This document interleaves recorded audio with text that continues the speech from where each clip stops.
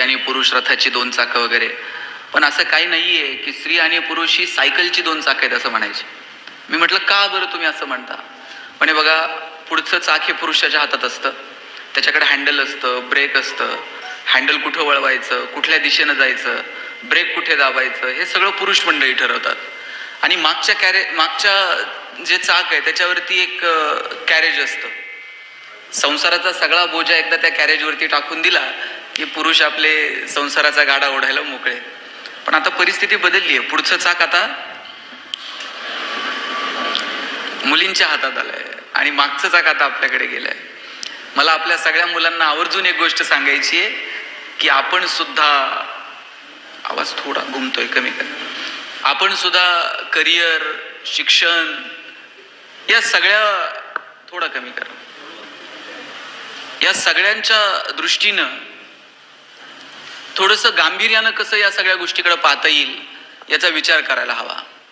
इथं मोठ्या संख्येनं आज मुली उपस्थित आहेत, काही माझे तरुण मित्र उपस्थित आहेत. माझं तुम्हा सगळ्यांना दोन गोष्टी फक्त मी पोरांनो तुम्हाला मार्गदर्शन वगैरे करायला आलेलं नाहीये. चांबरे साहेबांनी मला सांगितलं की आपण इथल्या सगळ्या तरुण मुलांशी गप्पा मारू, त्यांच्याशी बोलू. खरं तर तुमच्या आणि माझ्या पिढीत एका पिढीचा गॅप आहे. आता पूर्वी असं असायचं की वडील, वडिलांनंतर मुलगा, आता तसं नाही राहिलेलं. आता 5-10 वर्षातच जनरेशन बदलतीये. माझ्यापेक्षा तुम्ही स्मार्ट आहात, माझ्या पुढच्या पिढीचं तुम्ही नेतृत्व करत आहात. माझ्यापेक्षा दोन गोष्टी तुम्हाला चांगल्या कळायला लागल्यात, लवकर कळायला लागल्यात. नवीन तंत्रज्ञान तुमच्या हातात आहे. पण हे सगळं नवीन नवीन स्वीकारत असताना जुन्या काही गोष्टी तुम्हाला सोबत घेऊन जाता यायला हव्यात. मग जुन्या कोणत्या गोष्टी सोबत घ्यायच्या त्याची थोडीशी सांगड घालता यायला हवी.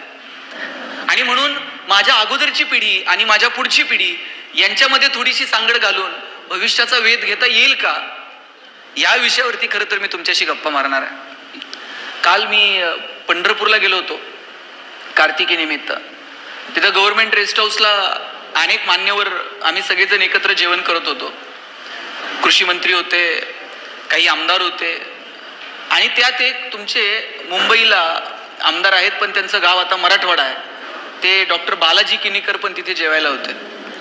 अचानक उपमुख्यमंत्रींच्या गाड्यांचा सायरन ताफा ऐकायला आला आणि जेवण आटपत आलेली होती. ज्यांचं जेवण झालं त्यांनी पटापट हात धुतले आणि ते सगळेजण DCM साहेब आले म्हणून सगळेजण तिकडे जायला निघाले.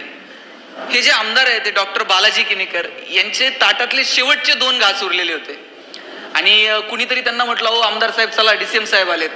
त्यांनी 1 मिनिट हे 2 घास संपवतो. त्यांनी ते 2 घास संपवले जेवतानाचे, ताटात हात धुतला, ओझरत ताटाच्या पाया पडले आणि उठताना मला म्हटले, शिंदे साहेब या 2 घासासाठी मी मराठवाड्यातून मुंबईत 500 किलोमीटर आलो होतो.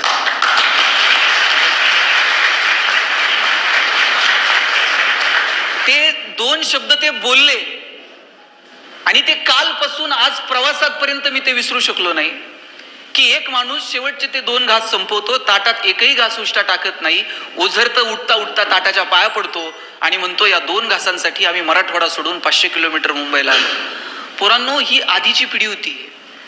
ही आधीची पिढी अशी होती, ताटात उष्ट ठेवणार नाही. ही आधीची पिढी होती, घरात आलेल्या माणसाला जेवल्याशिवाय जाऊ देणार नाही.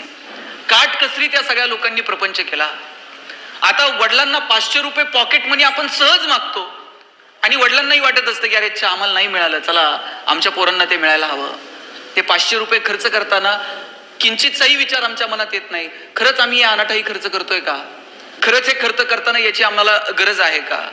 मी म्हणत नाही तुम्ही कंजूस सारखं वागा, पैसे खर्च करू नका, पण कुठे पैसे खर्च करायचे, कुठे वाचवायचे, काय जपायचं, काय टिकवायचं, मला वाटतं याचं थोडंसं तारतम्य जर मागे डोकावून आपल्याला घेता आलं ना तर आपलं भविष्य सुंदर असू शकेल.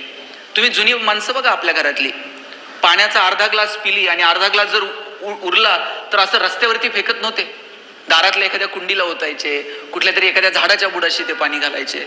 पाण्याचा अर्धा ग्लास सुद्धा वायाला जाऊ नये ही आपल्या आधीच्या पिढीची मानसिकता होती. अहो एवढंच काय साहेब, घरात जर पाहुणे आले आणि पाहुणा जर जायला निघाला 2 दिवस मुक्काम करून, सगळं घर त्याला वाट लावायला जायचं आणि एसटीला वाट लावायला जर घरातली माणसं गेली आणि पाहुण्यानं बेल पडल्यानंतर गाडी पुढे गेली आणि पाहुण्यानं नुसता असा खिडकीतनं हात केला ना तरी सोडवायला आलेल्या माणसांचे डोळे पाणावत होते. इतकी माणसं भावनाशील होती, इतकी माणसं म्हणजे त्यांच्यामध्ये त्या भावना होत्या. आता मी बघतो अंत्यविधीला जरी लोक गेली ना, तिकडे प्रेत जळत असते, इकडे लोक मोबाईलमध्ये खेळत असतात. आपल्यातल्या भावना आपल्याला जिवंत ठेवाव्या लागतील. तुम्ही डॉक्टर व्हाल, तुम्ही इंजिनियर व्हाल, तुम्ही पैसे कमवाल, तुम्ही उद्योग व्यवसायात याल, पण आपल्यातला माणूस पण जिवंत आहे का? आपल्यातला माणूस जगतोय का? मला वाटतं या गोष्टींचा विचार करण्याची मित्रांनो ही वेळ आहे. काल मी पेपरला वाचत होतो, राजस्थानमध्ये बॉन्डवरती मागच्या 2 वर्षामध्ये 500 मुलींची विक्री झाली. भारताला स्वातंत्र्य मिळाल्यानंतर 75 वर्षांनी एखाद्या राज्यामध्ये 400-500 मुली अशा बॉन्ड करून विकल्या जाऊ शकतात. आम्ही माणूस म्हणून आहोत का? आम्ही कॉलेजला होतो त्यावेळेस APJ अब्दुल कलाम साहेबांची भाषणं आम्ही फॅन होतो. काय कलाम साहेबांचे विचार. कलाम साहेब म्हणायचे 2020 पर्यंत आपल्याला महासत्ता व्हायचंय, आणि भारावून गेली होती सगळी तरुण पोरं. एखादा राष्ट्रपती आपल्या एखाद्या वाक्यातून, एखाद्या भाषणातून सगळ्या तरुण पोरांना काय दिशा देऊ शकतो. मला हेवा वाटायचा, अरे कलाम साहेबांनी नुसतं सांगितलं 2020 पर्यंत आपल्याला महासत्ता व्हायचंय. आम्ही कॉलेजला होतो, महासत्ता कशाबरोबर खायची आम्हाला माहितही नव्हतं, काय असतं महासत्ता होणं म्हणजे. पण तरी सुद्धा वाटायचं की आपल्या देशाच्या राष्ट्रपतीनं आपल्याला स्वप्न दाखवलंय की या देशाला महासत्ता करायचं.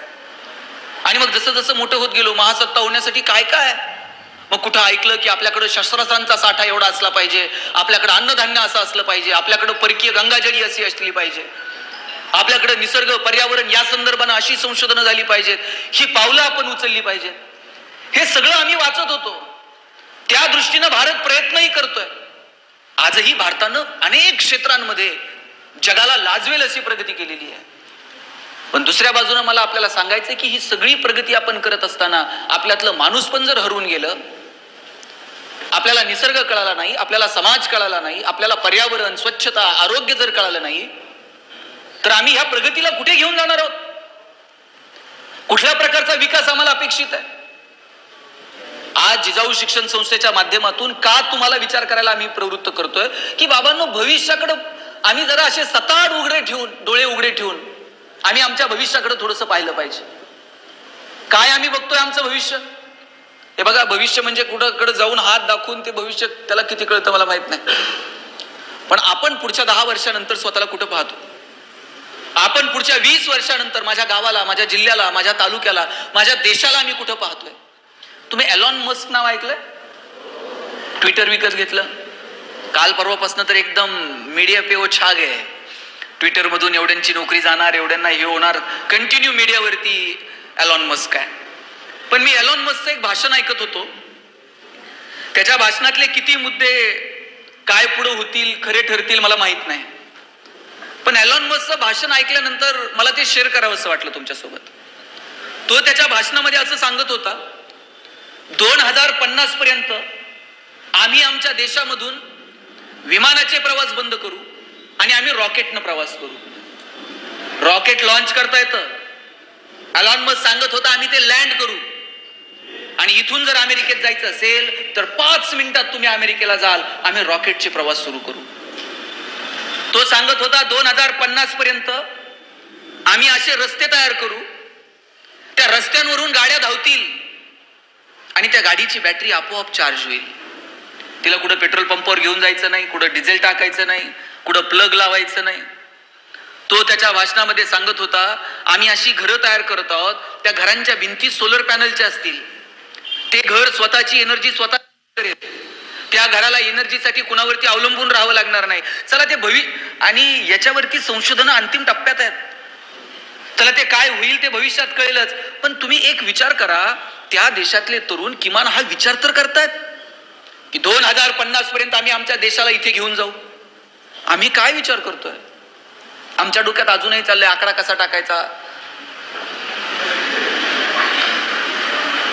आम्ही का बदलणार नाही? का आम्ही वेगवेगळा विचार करू शकत नाही? तुमचं शिक्षण हे केवळ तुमच्या उदरनिर्वाहाचं साधन नाहीये. रस्त्यावरची जनावरं सुद्धा उपाशी मरत नाहीत पोरांनो. आपण तर माणसं आहोत. शिक्षण म्हणजे फक्त पोट भरण्याची विद्या इथपर्यंत नाहीये. शिक्षणातून आमचं जगणं समृद्ध होणार आहे का? आमचं जीवन सुंदर होणार आहे का? आमचं शिक्षण हे समाजाभिमुख आहे का? आमच्या शिक्षणाचा समाजाला काही उपयोग आहे का? मला वाटतं हे प्रश्न आपण कधीतरी स्वतःला विचारायला नको. तुम्ही डॉक्टर व्हाल हो, पण तुम्हाला समाजाची नाडी कळते का? तुम्ही इंजिनियर व्हाल, पण तुम्ही समाज अभियंते होऊ शकाल का? साहेब कितीतरी सिव्हिल इंजिनियर आहेत, त्यांना कळतं ठाण्यात किती रुपयानं प्लॉट घ्यायचा, किती FSI, किती TDR, किती रुपयानं फ्लॅट विकायचा, किती पैसे मिळवायचे. पण पालिकेच्या रस्त्याचं काम सुरू असताना एखाद्या तरी सिव्हिल इंजिनियरला असं वाटतं का की अरे मला थोडंसं यातलं ज्ञान आहे, 2 मिनिट मी रस्त्यावर थांबेल, पालिकेच्या इंजिनियरला विचारेल जरा तुझं इस्टिमेट बघू, मी पण इंजिनियर आहे, मला पण कळतं. नाही, ते पालिका बघल, रस्ता त्यांचा आहे, टेंडर त्यांनी काढलंय, ठेकेदार त्याचं ते बघतंय की. इंजिनियर म्हणून मला का वाटत नाही की रस्त्याच्या कामावरती 2 मिनिट मी उभं राहावं? डॉक्टर झाल्यानंतर मला कळतं माझं हॉस्पिटल मी कसं टाकेल. पण का एखाद्या डॉक्टरला वाटत नाही मी प्राथमिक आरोग्य केंद्राला भेट द्यावी, तिथल्या डॉक्टरशी 2 शब्द बोलावं, बाबा काय चाललंय, तुझी कोणती गोळ्या औषध आहेत, जगातलं संशोधन कुठं चाललंय, तुम्ही मी कुठं आहोत? का आम्हाला आमचा देश आमचा वाटत नाही? का आम्हाला आमचा समाज आमचा वाटत नाही? चॉकलेट खाल्लेला कागद डस्टबिन मध्ये घरात टाकायचा हे आम्हाला कळतं, पण गाडीच्या काचा खाली करून सरळ प्लॅस्टिकच्या पिशव्या रस्त्यांवरती फेकून देताना रस्ता आम्हाला आमचा का वाटत नाही? आम्ही कोणत्या शिक्षणाच्या गप्पा मारतोय? तुम्हाला असं वाटतं का की शाळेत जे शिकवलं जातं ते पाठ करणं आणि मार्क मिळवणं फक्त यालाच शिक्षण म्हणतात? गुणपत्रिकेला आलेली गुणांची सूज म्हणजे तुमची गुणवत्ता नाही बाळांनो. याचा अर्थ मार्क मिळू नका असं नाही, मार्क मिळवा, पण तुम्ही समजून घेताय का?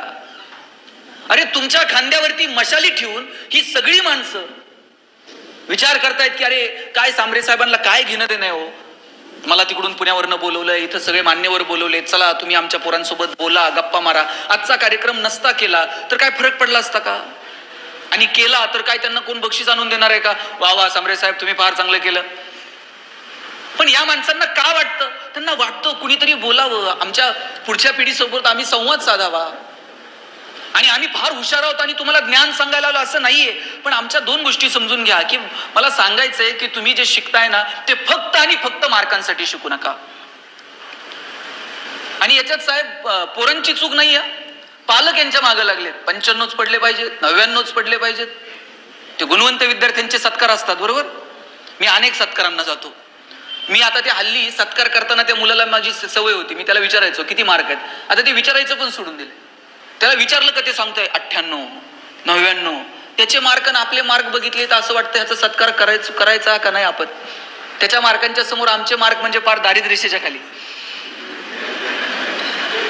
आणि पहिल्या 3 रांगा 90 पेक्षा जास्त मार्क मिळणाऱ्या मुलांच्या, पाठीमागच्या 3 रांगा 80 ते 90, आणि त्याच्या पाठीमागं किमान 50 रांगा 60-70 वाल्यांच्या होत्या.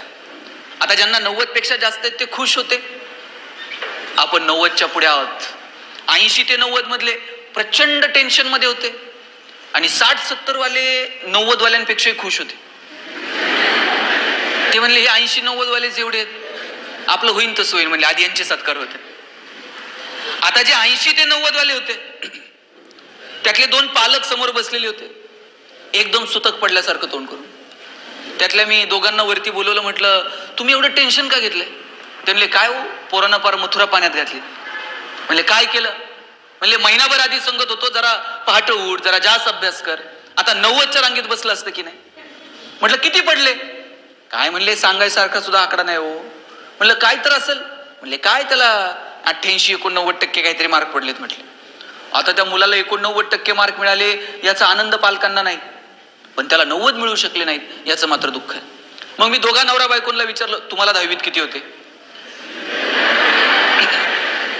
दोघांच्या मार्काची बेरीज केली तरी 90 होत नव्हती, आणि त्यांना टेन्शन होतं की पोराला 90 मिळू शकले नाही.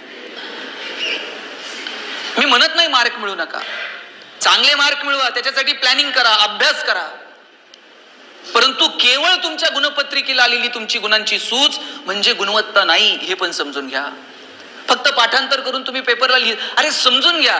भूगोल शिकतायत ना, भूगोलातले अक्षांश आणि रेखांश असे डोळ्यासमोर उभे राहिले पाहिजेत. गणिताच्या तासाला गणितातले आकडे असे डोळ्यासमोर खेळले पाहिजेत. इतिहास शिकत असताना इतिहासातली पात्र तुमच्या नजरेसमोर आली पाहिजेत.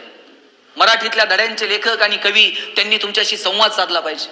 लॅबोरेटरीमध्ये जाऊन जर तुम्ही काही प्रयोग करत असाल तर तिथल्या सायंटिस्ट सोबत तुम्ही गप्पा मारल्या पाहिजेत. इतकं समरस तुम्ही तुमच्या अभ्यासासोबत झालं पाहिजे.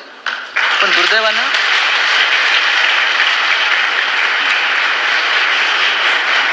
पोरं बिचारी सकाळी डोळे चोळत चोळत उठतात, सकाळी अशी गाडीत पोरं कुंबली जातात, त्या गाड्या त्यांना शाळेत घेऊन येतात. शाळा सुटली का घरी जाऊच पोरग जेवतंय ना जेवतंय ते लगेच त्याला ट्युशनला पाठवलं जातं. ट्युशनवरून येऊन ते दप्तर टाकताय ना टाकताय तोच त्याला परत कुठल्या तरी वेगळ्या क्लासला पाठवलं जातं. त्याला सेल्फ स्टडी, विचार, चिंतन, मनन इतकं एंगेज करून टाकलंय पोरांना नको नको त्या ऍक्टिव्हिटीज मध्ये की मुलांना चिंतनाला वेळच मिळत नाहीये.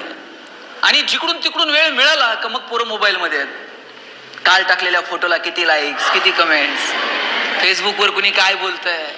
अरे काय मला सांगा, मोबाईल वाईट नाही, मोबाईल खूप चांगलं साधन आहे. विदिन अ सेकंद तुम्ही जगापर्यंत पोहोचता इतकं चांगलं साधन आहे मोबाईल. पण तो किती वापरावा, कशासाठी वापरावा याचं तारतम्य आपल्याकडे असलं पाहिजे. साहेब, भारत हा मोबाईल वापरणाऱ्या अग्रगण्य देशांमध्ये आज भारताचा नंबर लागतो. सगळ्या जगातल्या नेटवर्क कंपन्या भारतातल्या पब्लिक वरती डोळे ठेवून आहेत की आम्हाला इथं नेटवर्क कसं वाढवता येईल. मग आम्हाला फ्री डाटा देऊन टाकलाय, आम्ही दिवसभर एंगेज आहोत मोबाईलवरती. आमच्या तरुण पोरांची मोठी कार्यक्षमता ही मोबाईलवरती वाया जाते.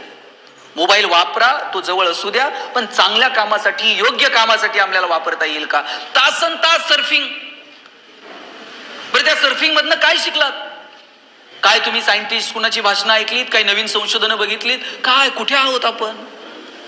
हे फेसबुक, व्हॉट्सअप याच्यावरचे मित्र मैत्रिणी, लाईक्स, कमेंट 5-10 मिनिटासाठी ठीक आहे, पण तासन तास जर आपण त्या आभासी जगात वावरणार असू तर आपण वास्तविकतेपासून फार दूर आहोत, हे आपण समजून घेतलं पाहिजे. तुम्ही मुलांकडे बघा, आणि पोरांचं नाही हो, बापाला वाटतंय मला नव्हता, पोराला घेऊन देते ते मोबाईल. 2-2, 2.5 वर्षाच्या पोरांच्या हातात मोबाईल दिले, आणि बाप असलं कौतुकानं सांगते ना चौकात, मला कळत नाही ते त्याला कळतंय म्हणते मोबाईल मध्ये. एरवी पोरींच्या मोबाईलला पासवर्ड नव्हता, लॉक नव्हतं, पण कॉलेजला जायला लागल्याबरोबर पोरांच्या मोबाईलला पासवर्ड आलाय. आता तर अंगठा लावल्याशिवाय तर ते ओपनच होत नाही. एरवी पोरांचा मोबाईल कुठेही पडलेला असायचा, पण अचानक काही दिवसांपासून तासन तास पोरांच्या हातात मोबाईल असतो. चार्जिंगला लावला तरी ते खुर्ची शेजारी टाकून बसताय, बाथरूम मध्ये जातानाही ते हातात मोबाईल घेऊन जात आहे, झोपतानाही त्याला वाटतंय मोबाईल उशाला पाहिजे. आई बापाला कळायला नको आता आपल्या मुला मुलींसोबत आपल्याला बोलायची वेळ आली आहे म्हणून. पोरं जर आई वडिलांशी कमी बोलत असतील आणि मोबाईलवरती जास्त बोलत असतील तर आम्ही कुठे कमी पडतोय का. मला वाटतं हाही प्रश्न आम्ही एकमेकांना विचारला पाहिजे. सगळंच तरुणांचं चुकतं असं नाही, आम्ही पण गाफील आहोत. आमचा गाफीलपणा या सगळ्या गोष्टींना कारणीभूत आहे का, याचा विचार आम्ही कधीतरी करायला हवा. आणि इथं बसलेल्या सगळ्या तरुण तरुणींना माझं सांगणं आहे, जर कोणी असं म्हणत असेल तरुणाई बिघडलीये, फारच बावळट आहेत, त्यांना अक्कलच नाही, अजिबात तसं नाहीये. पोरं खूप हुशार आहेत, त्यांच्यामध्ये प्रचंड ताकद आहे, प्रचंड एनर्जी आहे. पण या पोरांची एनर्जी कशी वापरायची याचं प्लॅनिंग स्टेजवर बसलेल्या माणसांना करावं लागेल. एनर्जी कॉन्झर्वेशनचा नियम आहे. एनर्जी कधी क्रिएट होते का, सायन्सची पोरं आहेत की नाही, एनर्जी कधी क्रिएट होते का, डिस्ट्रॉय होते का. काय होतं, एका फॉर्म मधून दुसऱ्या फॉर्म मध्ये एखादा फॅन फिरतोय, फॅन फिरत असताना काय होतं, पोटेन्शियल एनर्जीचं रूपांतर कायनेटिक एनर्जी मध्ये होतं. एनर्जी नव्यानं क्रिएट होत नाही, पोटेन्शियल एनर्जीचं रूपांतर कायनेटिक एनर्जी मध्ये. या पोरांमध्ये तुम्हाला एनर्जी निर्माण करायची नाहीये, किंवा त्यांच्यामध्ये असणारी एनर्जी तुम्ही काहीही करून डिस्ट्रॉय करू शकत नाही. शिक्षकांना काय करायचंय, त्या एनर्जीला कुठे डायव्हर्ट करायचं, कुठे ट्रान्सफर करायचं हे ठरवावं लागेल. एखादं पोरग खुर्च्यांवरती उड्या मारतंय, त्याचं उड्या मारणं तुम्हाला बंद करायचं, मग तुम्ही काय कराल, त्याचे हातपाय बांधून तुम्हाला त्याचं उड्या मारणं बंद करता येईल का. त्याला काय सांगावं लागेल, राजा बेंचवर नाही, खुर्च्यांवर नाही, उड्याच मारायच्यात ना, हा स्टेजवर येऊन उड्या मार, आपण गाणं लावू, जरा तालासुरावर उड्या मार, लोक म्हणतील तू नाचतोय. एखादं जोर जोरात ओरडतंय, तुम्हाला त्याचं ओरडणं बंद करायचंय, तुम्ही काय कराल, तोंडात बोळा घालून त्याचं ओरडणं बंद करता येईल का. त्याला सांगावं लागेल, ओरडायचंय ना, थांब जरा सुरात ओरड, कदाचित लोक म्हणतील तू गातोय. एखादं शिव्या देतंय, तुम्ही काय करणार आहात, त्याला मारून त्याच्या शिव्या नाही बंद करता यायच्या. त्याला सांगावं लागेल राजा शिव्याच द्यायच्यात ना, इथं नाही, अशा नाही. आपण ठरवू ना कुठं, कधी आणि कशा द्यायच्या. भारतात अजून अशी ठिकाणं आहेत जिथे द्याव्या लागतील, पण थोडंसं सभ्यतेनं तुम्हाला प्लॅनिंग करावं लागेल. येणाऱ्या पिढीला कुठे डायव्हर्ट करायचंय, कुठे घेऊन जायचंय, हे जर आमच्या पिढीला जमलं तर या पोरांकडनं आम्ही काहीतरी भविष्याची स्वप्न पाहू. या लेकरांमध्ये प्रचंड ताकद आहे. ही पोरपोरी इतकी हुशार आहेत आणि यांना कळतंय, त्यांना जाणीव आहे त्यांच्या आई वडिलांच्या कष्टांची.